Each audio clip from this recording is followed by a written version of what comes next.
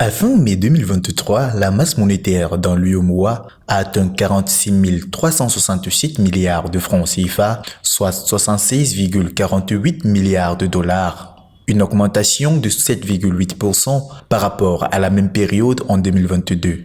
On observe une augmentation simultanée des dépôts, plus 8,4% à 35 987,4 milliards de francs CFA, et de la circulation de la monnaie fiduciaire, plus 6% à 10 379,6 milliards de francs CFA.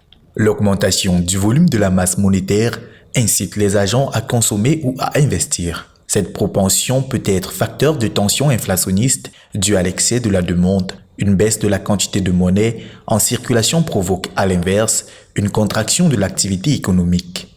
L'augmentation de la masse monétaire dans l'UEMOA peut avoir plusieurs impacts sur l'économie de la zone. En général, une augmentation de la masse monétaire peut stimuler la croissance économique en fournissant plus de liquidités aux entreprises et aux ménages pour investir et consommer. Cependant, cela peut également entraîner une augmentation de l'inflation si la croissance économique n'est pas suffisamment forte pour absorber l'offre accrue de monnaie.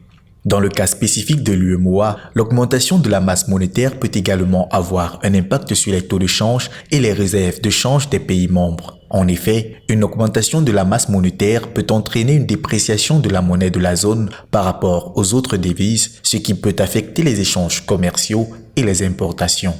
De plus, si les réserves de change des pays membres sont insuffisantes, cela peut limiter leur capacité à faire face à une dépréciation de leur monnaie.